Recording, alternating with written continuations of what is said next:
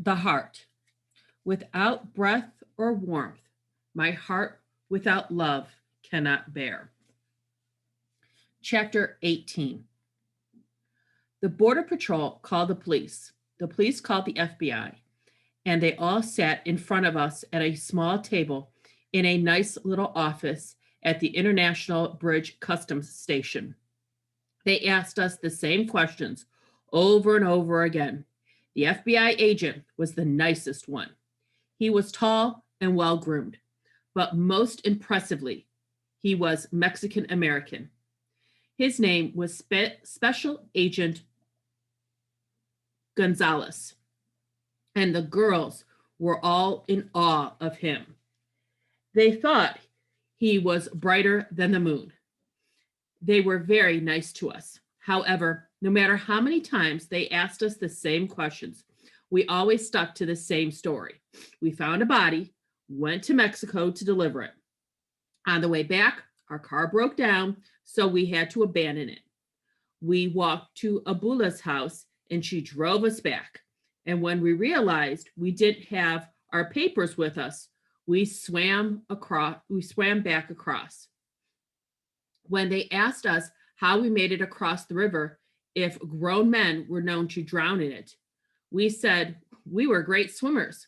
We'd been swimming back and forth across the river all our lives. Oh, yeah? Special Agent Gonzalez leaned in to speak to PETA directly. So, what happened to your leg? A stray dog bit her, but she's all right now. Abula gave her some antibiotics and cleaned the wound for her, Juanita said, jumping in to save PETA from having to explain. Abula Riamondes would probably forgive us for that one white lie, given that there was no other way to explain the Chippewa's bite. When Special Agent Gonzalez continued to question us, we all followed Abula's advice and stuck to the more realistic parts of our story. We hadn't been there very long before Officer Lopez, a young woman, came into the room and said, Gonzalez, the mother's here. Mama, PETA said, almost jumping out of her chair. Juanita stood up and looked at the door behind the officer in the room. You mean our mother? Where is she? I asked. Can we see her? The twins asked, standing up to flank Juanita and PETA. Bring her in, Special Agent Gonzalez said, nodding towards the door. And so it was that on the 12th day of our departure, we were finally reunited with Mama. I'll never forget that moment when the door of the office first opened and Mama stepped timidly into the room. One look in our direction and her eyes lit up like stars, and pure, unrestrained joy glittered and shone in them. She was more than happy. She was ecstatic. As soon as she saw us, Mama ran around the table to reach us. Her purse fell out of her hands and hit the floor with a muted clank as she put her arms around PETA. Tears rolled down her face as she hugged and kissed each one at a time, again and again. She never wanted to stop. She was so overwhelmed, such relief, such joy, she could hardly talk. I love you, she kept saying as she kissed us repeatedly and held us tight. Please sit down, Special Agent Gonzalez said, watching Mama surrounded by the love of 5 grateful daughters. Would you like something to drink? We have coffee. The girls had soft drinks while we waited. No, thank you. I'm fine, Mama said. When can I take them home? They're drenched. I can't believe they swam all the way across the river. Special Agent Gonzalez smiled, a sincere smile, and made his full lips curl up softly at the concern.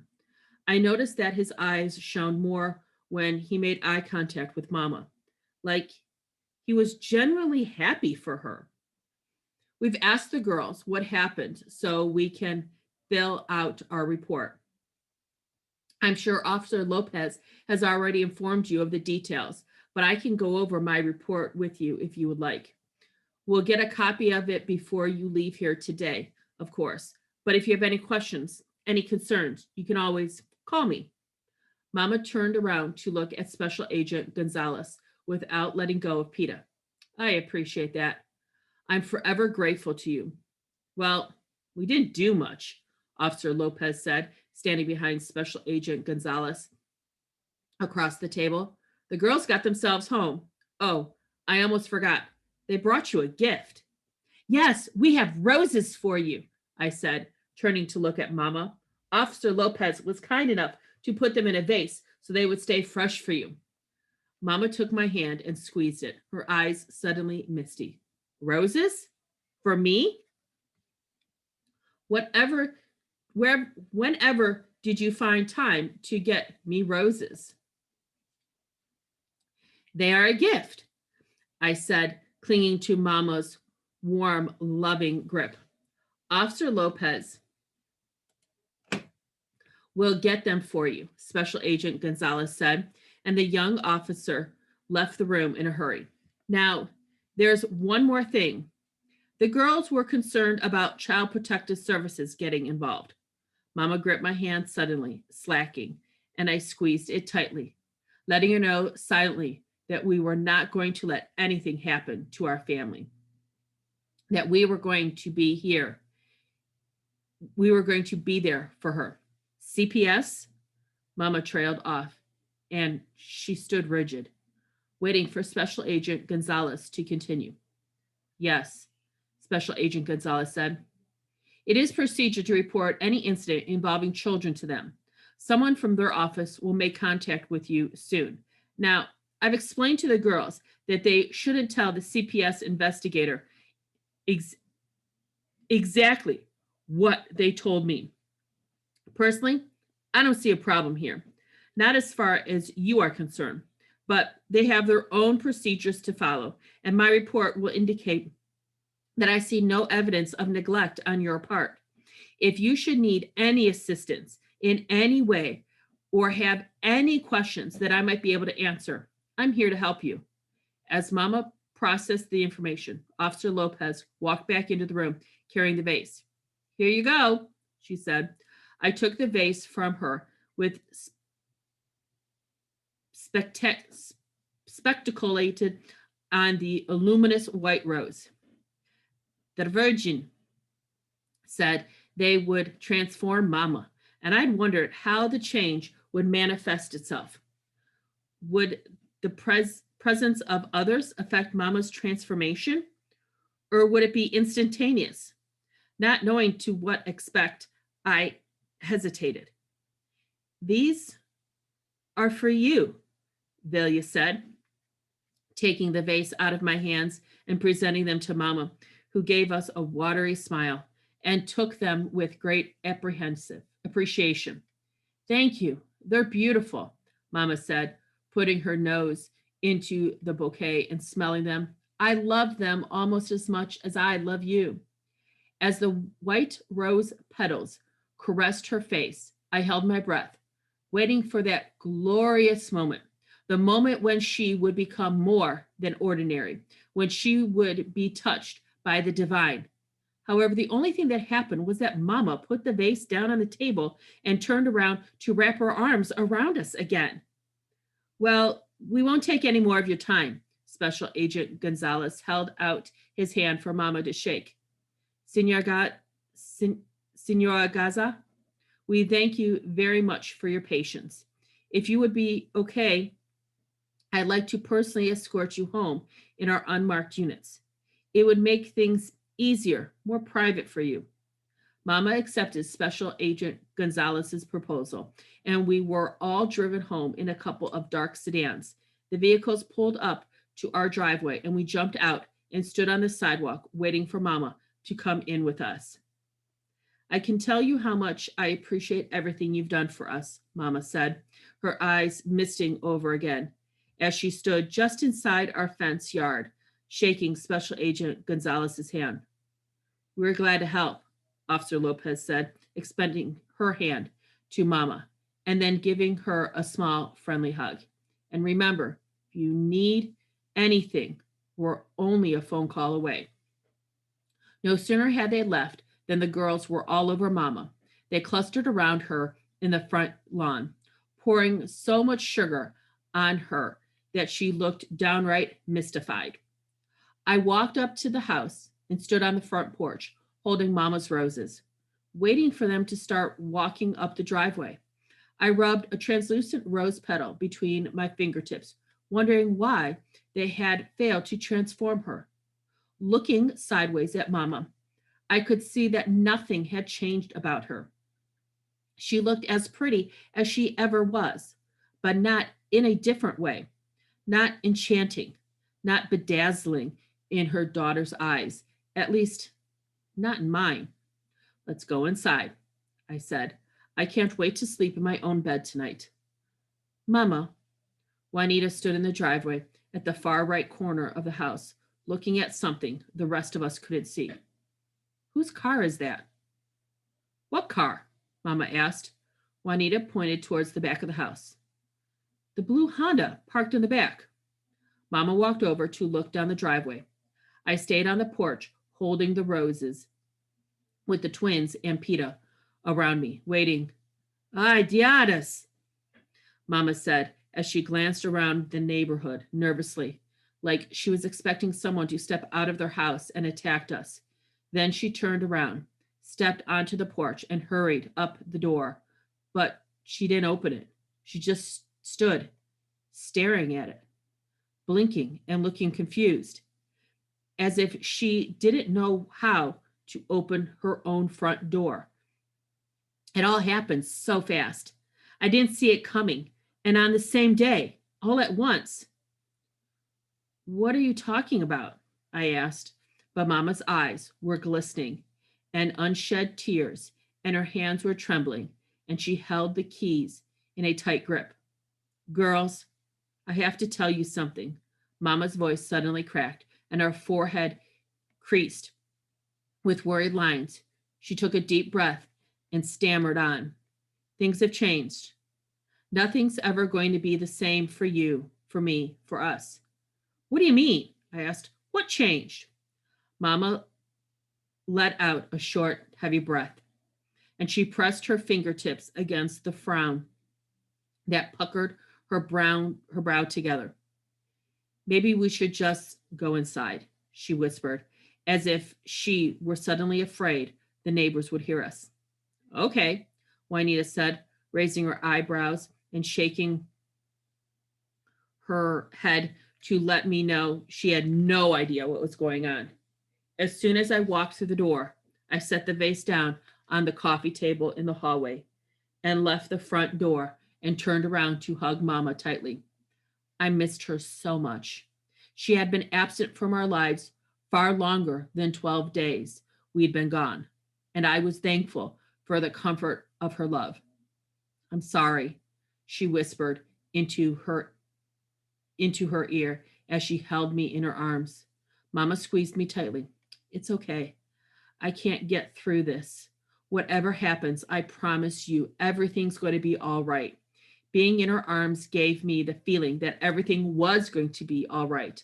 But just when I began to feel at ease, the most startling thing happened. We heard footsteps, cowboy boots, unmistakably louder and clearer as they walked on the linoleum.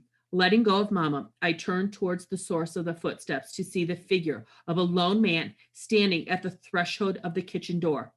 Papa paused, then stepped into the hallway.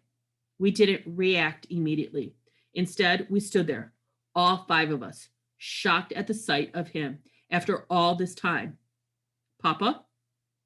The words left my mouth in a thin, breathly that barely touched my lips because I couldn't believe he was really there. Yet, as he waited there at the end of the long hallway, all the way past 4 bedrooms and a bathroom door, something small and fragile twisted inside of me, my tattered heart shrinking away from him. We've been so happy to see Mama, so overjoyed at her loving, genuine reception that we had, for a moment, forgotten we had a father. Being chased by witches and warlocks, battering monsters, even defending demons, was nothing compared to the task of facing the reality of our father's abandonment.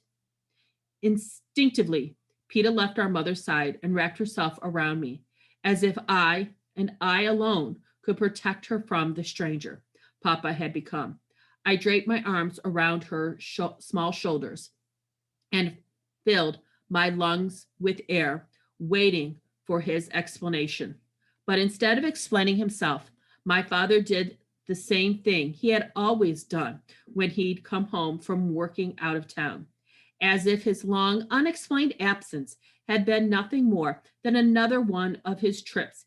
He took a small step forward, and with little fanfare, he opened his arms to us in a wide, welcoming arc and said, Chiquitas, I am so glad to see you. Come here, give your papa a hug. The minute she heard his words, Peta unfurled, like the dandelion seed, si dilatas de mina. She pulled me off and flew at him, almost knocking him backwards as he went down on one knee to receive her into his strong protective arms. I have to admit, for a small, deranged second, my erratic heart jolted in my chest, and I almost did the same thing. I almost ran into his open arms. But then I remembered what Abula had revealed to us, and I knew Papa had not come home to reunited with us. He was probably here to finish what he started when he first abandoned us. Maybe he was picking up the rest of his stuff. He might even want to know why we'd taken his car. But I just knew he wasn't there for us. Papa, Papa, Peta squealed, calling out to him over and over again. Her voice filled the room with a heartbreaking desperation, not unlike the twittering of a nest full of orphan sparrows. Delia, Delia, Papa whispered in his eye, imploring them to go to him, even as he hugged Peta to himself like she was his lifeline. Please, it's been so long. Come give your papa a hug. The twins looked sideways at each other, but didn't budge. They turned to look at Mama. Her eyes was brimming with unshed tears, but instead of saying anything, she pressed her lips together, swallowed hard, and looked away. Mama, Juanita stepped forward and put her hand on her mother's shoulder. What is going on? Delia and Vilya's words mingled together in the air. They touched Mama's arms, and our mother did what I feared she might do under the circumstance. She waved her hand towards Papa as if to say, Go, go, I give up. Don't do it, I muttered as I fought the urge to scream. He's faking it. Papa, please say you're not leaving. Vilya and Dia plea ripped through my heart, and I wrung my hands, wishing there was a way I could expose Papa for the wretch that I feared him to be before the girls got too attached to him again. Me, tiritas, my precious twins. No, I won't leave again. I love you too much. At his loving words, the twins took a step towards him. I couldn't stop them, but I could keep my mouth shut. I've been gone for almost a year. Where was this love all that time?